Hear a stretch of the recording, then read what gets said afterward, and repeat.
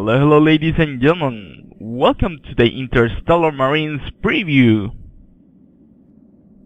I'm gonna do something different this time. I got a copy of this game, so I decided to play it, but after playing it I figured out it will not be fair for the game to play it in my standard Let's Play. Mainly because it's in a pre-alpha state, which means there are tons of features missing from the game, and it's by no means bug-free, so keep that in mind. Also, it's important for you to know that this video was recorded while the game was in update 14, and since it's in a pre-alpha state, all the updates are big. There are big difference between them, so yeah, keep that in mind. The game could be very different depending on the version you're playing. The game is really hard to explain, not only because it's currently in pre-alpha state and many features are not yet present or could change, but also because it's divided in two very different gameplay experiences. One is the newest addition to the game, which is a single-player / co-op campaign called the Neurogen Incident, and the second one is an objective-based multiplayer. So first I'll talk about the gameplay, then we can talk about the multiplayer component, which is the one that they've been working on the longest, or at least it's been available the longest. And after that we will talk about the Neurogen Incident. One of the descriptions they make about the game is that it's a tactical shooter, and there are several factors that you will notice that they focus to make it so. First is the player. You as a player have several tactical choices to make that really helps their premises make an immersive game and also a tactical game. So first of all, and I really like this detail, you can sprint while playing, but if you do for a while your character will get tired, meaning that if you try to aim after a long sprint, your aim will be all shaky and you will have to wait a little bit until you regain your composure, making you decide when it's a good moment to run and when you have to take it slowly. You also have a flashlight that obviously lights your way in dark places, but also makes you way easier to find. But that very flashlight also becomes a great tool if you aim at a medium range to the face of another marine, since the shine can blind them, make you a harder target, or use a laser that could help you aim but also keep away your position. And another important aspect that I like to talk about, and this I actually loved it a lot, is the fact that the helmet is a real presence in the game. And what I mean by that is that your HUD is projected on your helmet, but also there's a bright light and it can shine in the helmet. You see the light shining in the helmet, like reflecting from it, and I like that. But also, if it's raining, you see the droplets in the helmet, and in certain circumstances, the combination of this, you actually obscure your vision. But what do you do then? You can take your helmet off.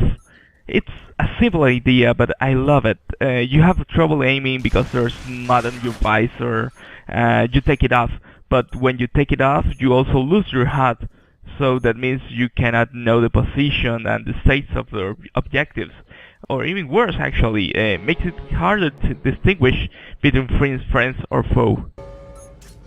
And that freedom of choice, run or walk, helmet or no helmet, is just the first half of what shows the vision of the developers of making a real tactical game. It's also worth noting that your weapons have recoil, meaning that if it's not a crosshair that when you shoot increases the spread, but that the weapons move when you shoot, and you have to control its position to be able to sustain fire. So you know, firing burst is actually a very good friend of yours. The other thing that really influences the vision of a tactical game is the environment. The developers have tried really hard to make the environment a living thing that affects how you play and the tactics you use. One of the major factors in this is that they made every light dynamic, meaning that every light in the map can be turned on, off, move, change color, etc. etc. And boy, they do like to do that a lot.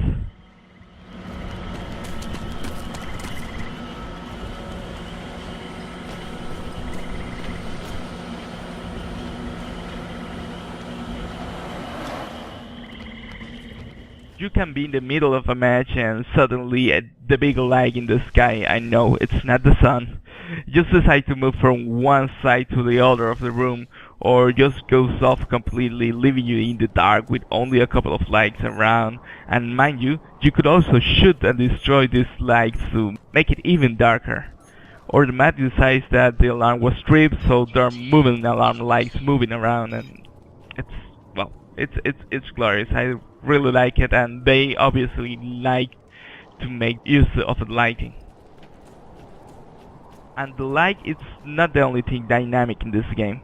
You could be playing in a map where your vision is perfect, and then suddenly it starts to rain, and then it becomes a thunderstorm. Or something more drastic that happens in some maps, the very same ground where you're standing is dynamic. There is a particular map that I remember that from time to time the whole level would reshuffle, moving platform from one side to the other, and a whole underground area would elevate, transforming into a two-story building. And that is what actually captured me about the gameplay, the dynamism and the options you get to approach your objective. But that is enough of that. Let's talk about the game modes. And as I said before, I'm gonna start with the multiplayer component. The multiplayer component could be divided in cooperative modes and competitive modes. There are several cooperative modes, all of them pitting you against robots, but with a twist. There is Escape, which is basically tells you to go to the exit in less than 10 minutes, and between your team and salvations is a horde of robots that you will need to bypass, and the map is basically divided in rooms. To go to the next room, you need to find a keycard in your current room, and then you move to the next one, and you do it over and over and over again until you reach the exit. The second game mode is Elimination, which has the most direct objective. There are X amount of robots in the map, so go kill them all. And there's also Survival, where there are power nodes and you have to find them. It's dark, and you guessed it, there are tons of robots around. So yeah, you can notice a pattern there, but it's fun, and the robots sometimes seems like the smartest creatures in the planet, flanking you, waiting until you're distracted, and some other times they decide to power into a doorway in a horde, so you and your other 3 teammates feel like Leonidas in 300 in the hot gates, so the eye seems to be a hit and miss. And finally, there's one more multiplayer mode. This one is called Deadlock, and in my personal opinion, the game mode that shows exactly the kind of game that the developers want to make. Let me explain. It's a game mode that it can be played up to 16 players divided into teams. There are several spots in the map that you have to capture. You capture them all or eliminate all the other teams, and you win the round. Easy, right? Sounds a lot like Control Point game, and it's exactly that. The game made some small twist to it that makes it something else. First of all, if they kill you, you get a respawn time of 2 minutes. A lot, huh? But guess what? And here comes the beauty of it. If you capture a control point, several of your teammates will respawn. And if you are the last player in your team alive and kill another player, one teammate respawn. Sounds simple, but it makes the game incredibly tactical. For example, what happens if your team captures all the points in the beginning, but then all of them die except you? Now you will have a hard time getting back up. But what if it's the other way around? Now the other team has easy spawns, so you have to actually manage how you capture the points, in what order, when you do it. Now combine that with the highly dynamic environment, and you're the last player alive, so there's too much light. Do you hide? Or now it changes to the dark, and you should move, but don't use your flashlight. So many decisions to make. It's so many different options. It's beautiful. And add all of that to everything I've been telling you so far, and suddenly this is a highly tactical and immersive game that is, well, it's awesome. I said it once and I keep saying it. It is.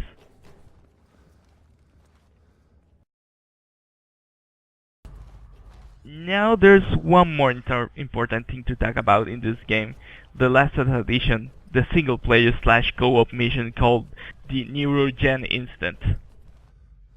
This is a game mode that could be played alone or in co-op, and it's a mission that, for what I've read, it's a pivotal story plot that happens even before the game, and you are in some kind of training simulation that is programmed to represent whatever happened there.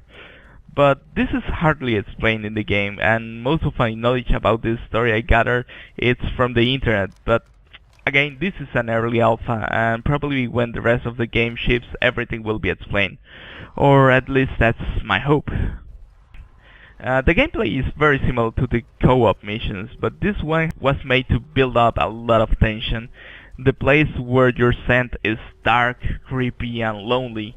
There are robots, which I'm not sure if they are a representation of the people that was there, or they're really robots, I don't know, but the fact is that those robots are creepy. Way more than when you play the other game modes. There are few robots around and can be minutes between each time you find a robot, but you know that these robots can take you down in seconds if you are not careful. And you hear them, oh yeah, you hear them constantly, like if they were talking in their own robotic language and hearing their steps. It's almost like they were mocking you, and they are close, and you better wish you find them even before they found you. It is very creepy, but it's a very enjoyable kind of creepy. Again, the ambience that they created for this level is very well done, and it's a linear-ish map. You go from point to point as the story progresses, but with a bit of exploration, because from time to time you have to walk back because you found a key or turn on the power of an elevator that's in another area, etc. This mission can take you between something like 40 minutes to a few hours, depending on how scared you are of these robots. But again, not sure how they managed to make them very unsettling. In my case, since I was terrified of playing the first time, it took me about a couple of hours. Something else that is worth noting about the Neurogen Incident is that even if it's an atmospheric map, the moment you play it in co-op, 75% of the tension goes away, but I think this is normal for any co-op game, honestly.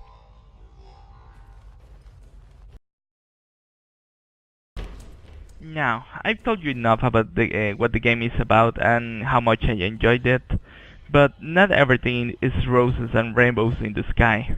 As I've told you time and time again, the game is in a pre-alpha, so as it stands there are several issues, and I'd like to point out just in case you're considering getting this game. There are several minor bugs that will probably be fixed soon since they are minor.